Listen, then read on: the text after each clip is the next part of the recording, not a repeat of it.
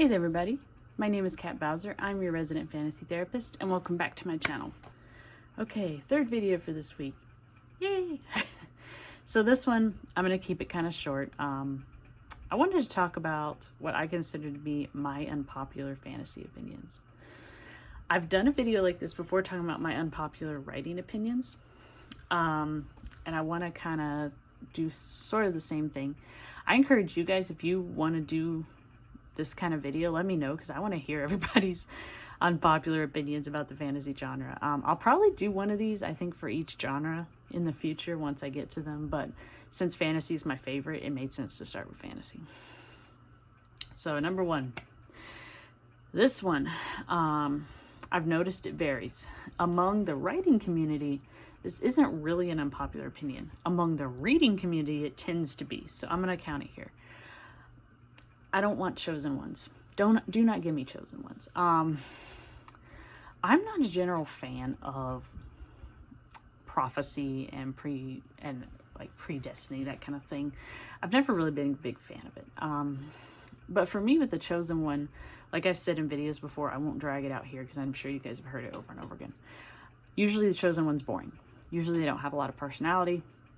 And usually I don't understand why they've been put into this position, because they are not suited for it. And they are not trying to become suited for it. Some exceptions apply. I like the idea of someone who goes on an adventure and does it because it's the right thing to do. If you want to throw a chosen one thing in there, have them do the quest first and have them accomplish whatever the goal is they need to do first, and then find out that they were supposed to.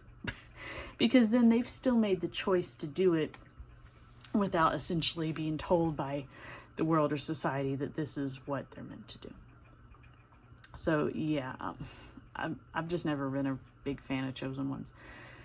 That being said, though, like I said, this varies. I see in the writing community a lot of people don't like the chosen one. It's kind of fallen out of favor. But in the reading community, people still seem to like it. I really don't know why. If you guys like it, that's great. Let me know why. I'm curious what it is about the chosen one that's appealing. I suspect it has something to do with a feeling of uniqueness, but I'm not sure. Second one, humans are boring. I don't want humans. Give me fantasy races. Give me fantasy creatures. This one I know is pretty unpopular. Pretty much everybody I talk to is like, well, the humans are the most interesting part. I'm like, not to me. Humans in fantasy to me are always the least interesting characters, because even if you have a fully developed culture for them, I'm much more interested in the dwarves and the elves and the fae and the unicorns and the dragons. All these other creatures and cultures that don't exist in our world. I want to see how their cultures work. I want to see how they think. I want to see how they interact with each other. And my issue is that you can have fantasy races and humans together in the same world, but usually what happens is the humans are given center point. They're kind of told they're the special ones because they're human.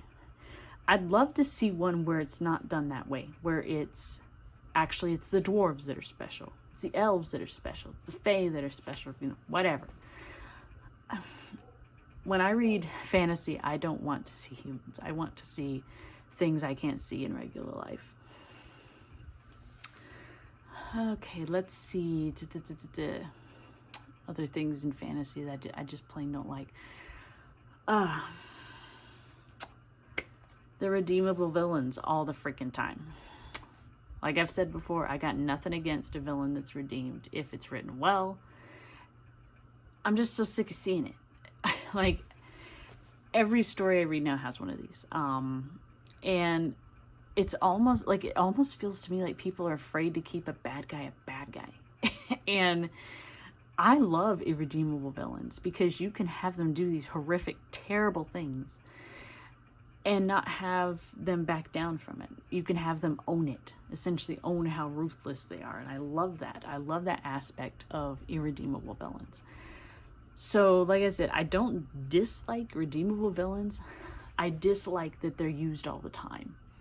That's my real issue with it, is just that it's become so common that now the irredeemable villain is seen as odd.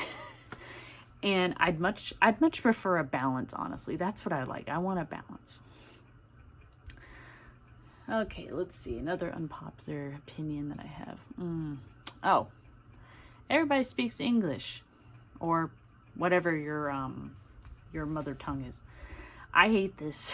I love fantasy stories that have multiple languages, multiple religions, all those kind of things, because that's how people are. We don't all speak the same language. Even people that speak the same language have different dialects.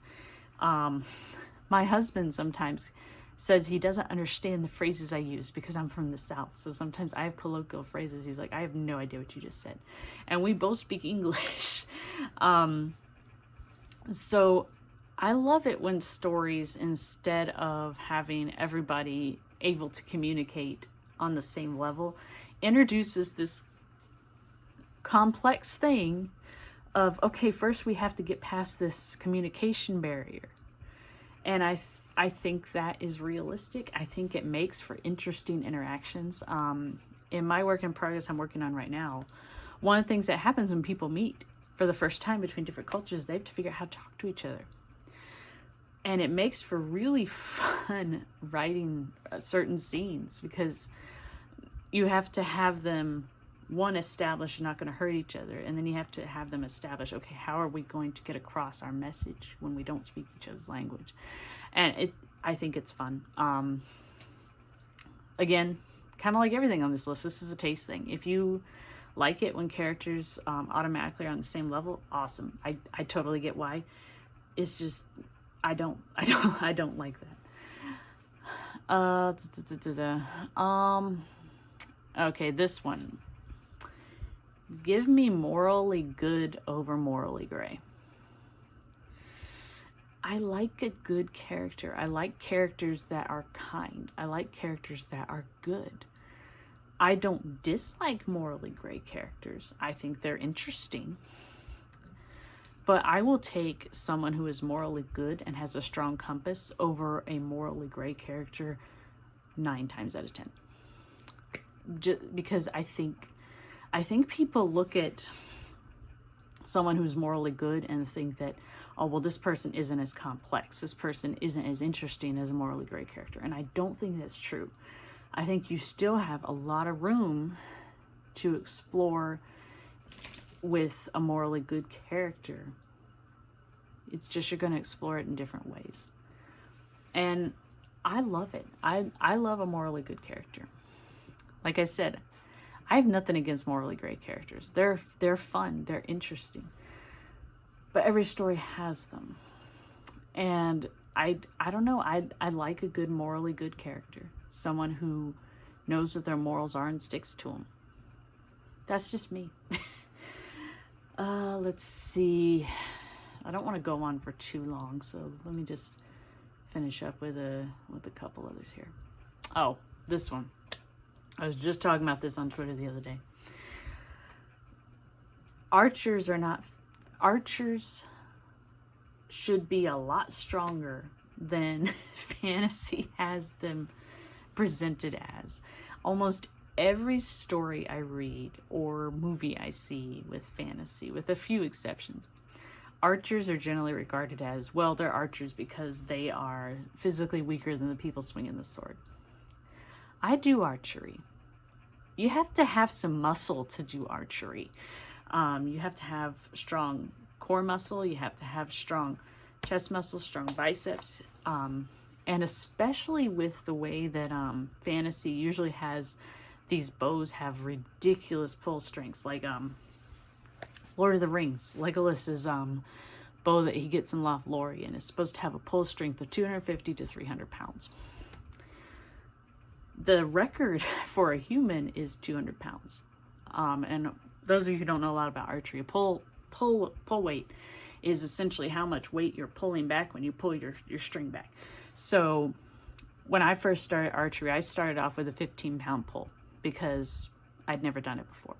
Right now I'm about at 55, 60.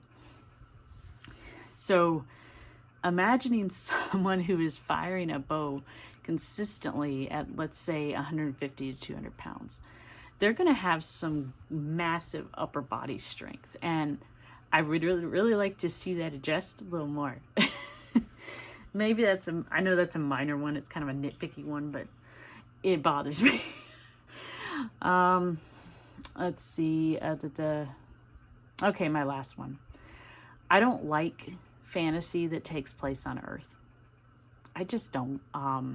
Like I said, when I read and watch fantasy, I read and watch to escape, to go somewhere different, to experience something different. So when it's something that takes place on the same world I live in, it's just not as interesting to me.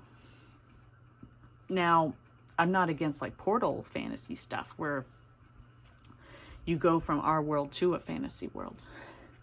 But like I mentioned in my other video, I don't understand why people want to go back to the world that has no magic after experiencing that.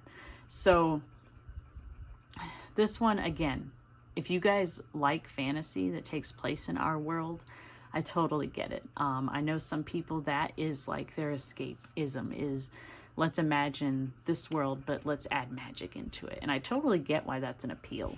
It's just not for me. I want a world that is its own world and has its own cultures and its own landscapes and things like that. I just think you have so much more imaginative range with those kind of stories. But again, that's just me. I think those are my major ones. Because like I said, I don't want this video to drag out forever. So those are just my major fantasy unpopular opinions. Like I said, I'll probably do one for each genre because I think these are fun. So if you guys have your own, feel free to drop them below. Or if you make a video, let me know so I can check out yours. If you guys like this kind of content, make sure you comment, subscribe, ring the bell so you don't miss when I upload. You guys, this should be the 3rd video this week. Next week, week of Christmas, you guys will be getting 2. I try to upload once the beginning of the week, once the end of the week, but because of the holidays, I'll try to vary it, but we'll see when they go up. So that being said, I hope you guys stay safe, and I will see you guys in the next video, and till then, have a good one.